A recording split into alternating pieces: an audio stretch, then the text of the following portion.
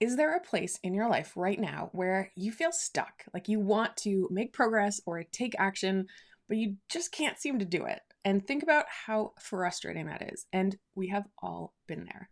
There is a gap from where you are right now to where you want to go, and what is going on there. Well, there are different reasons we get stuck. And the most important thing you have to do is identify this roadblock because there is something that is stopping you.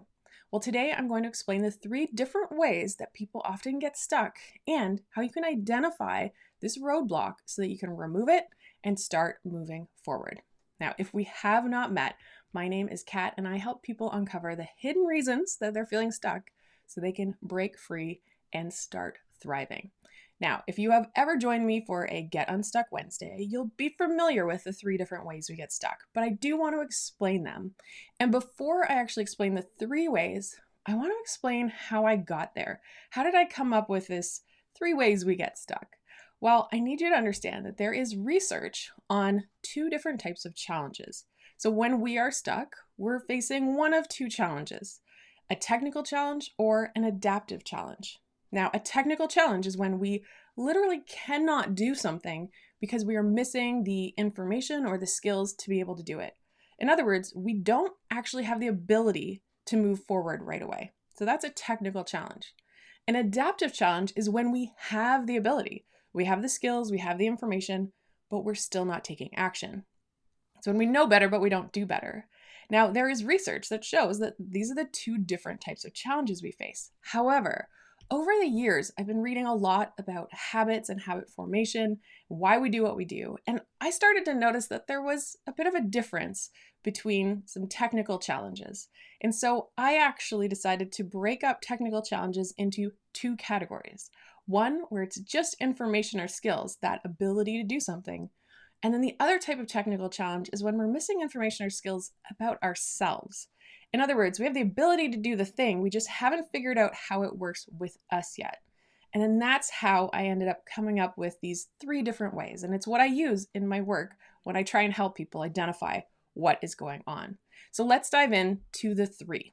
So the first one, as I mentioned, you're missing information or skills. So this is when you maybe have never done something before, or when you're new to it, or a challenge has escalated. So if you think about downloading a new app or new software, you do not know how to use it yet. If it's brand new to you, there is a gap between when you download it and when you start using it and using it successfully. And you learn how to do that. And once you do, you start using it. You have solved your technical challenge. In other words, you have now gained the skills and ability to be able to do it. So that was your roadblock, not knowing the information. Now, let's say that you downloaded a project management software. Well, let's say now you have the ability to use it. You've maybe taken a tutorial, you understand how it works, but it's not fitting right. You don't seem to be using the tool the way that it should be, even though you have the ability. Well, that moves us on to the second type of challenge, which is maybe we're missing information about ourselves. And so a great example of this is when we don't work with our preferences or with our tendencies. And when I say that, I mean there are so many different ways to work, and we all have our different distinct preferences. And if we're just trying to do something the way someone else is doing it, it just might not fit for us. So the more we learn about ourselves, about what works well, what are the environments we work in, what are the ways we like to work, who do we like to work with, are we more individual or group oriented, and what are our expectations? This is one of the reasons I actually love the Four Tendencies framework by Gretchen Rubin, where she explains how we react differently to inner and outer expectations. And if you'd like an overview, I will link to the Four Tendencies video. But the more we understand about ourselves, the better we are. So let's say we've downloaded this project management software. Well, for one person, they might love having a daily reminder go off, or maybe a reminder before a deadline is coming up. That might work really, really well for someone who likes that external expectation or that outer accountability. Whereas another person who does not like that, having those reminders might actually make them resent the project management software and not want to use it at all. Some people might want to put time blocks in their calendar of when they're going to go back and work on those assignments in the project management software. You get the idea. In other words, when we work with our tendencies, things are a lot smoother. When we're inadvertently working against our preferences and our tendencies, we tend to use up more mental bandwidth. We tend to feel kind of exhausted. And sometimes we just straight up resist doing the thing because it's not working with us. So there is no one size fits all way to do something. Now, the third way that we get stuck, this is the adaptive challenge.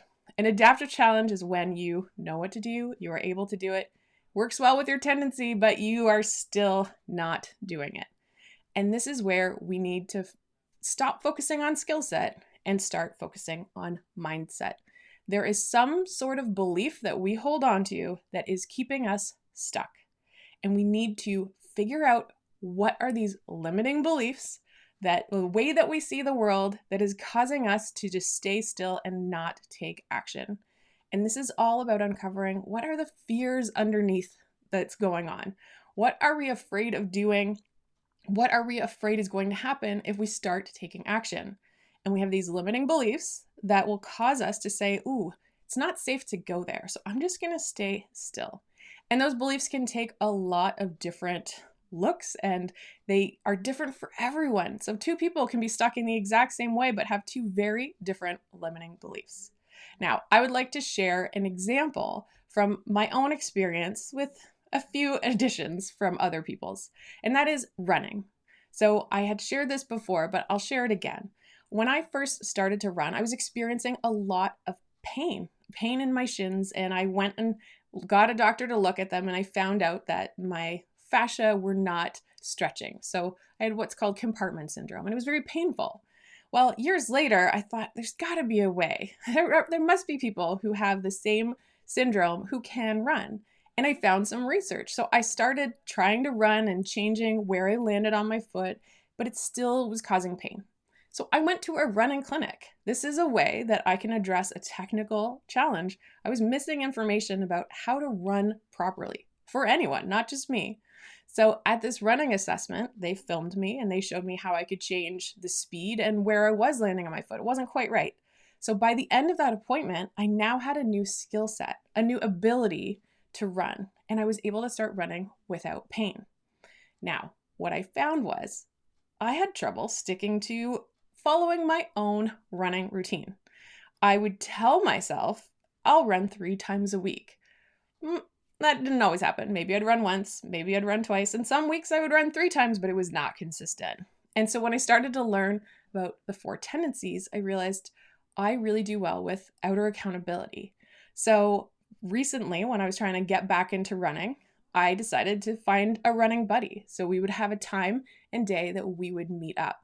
And it was a way of holding me accountable because there was another person that I was going to go meet and go running. That worked really well for me, but that wouldn't work well for everyone. Another technique that works for other people with the running example might be joining a running room. But then what happened is sometimes my running buddy she would get called into work. And so on those days, I would find myself thinking, oh, well, if I don't have to meet her, maybe I won't go running. And so then I did something different, which was sign up for a 5K as another way to have that outer accountability and be more likely to show up even if my running buddy couldn't do it. Now, when we look at the third way you get stuck, this also happened to me. I was finding it harder and harder to actually get out there. And what was happening is I had a fear or mindset block around injury because there are multiple times where I have started up running and then hurt myself. Maybe my knees start to ache, or I've done something to my IT band and then I have to start all over again. And so I realized that I do have this limiting belief that not only am I going to get injured, but that I'm just not ever going to be able to have a running routine. And so I identified those things. And if I'm being 100% honest with you, I have not worked through all of them. I have identified them, but I haven't done the next steps. And the next step is once you've identified a limiting belief, you have to challenge it. You have to see, is this true? Is this valid? And you have to kind of do that work. But you can't do that work until you've identified it.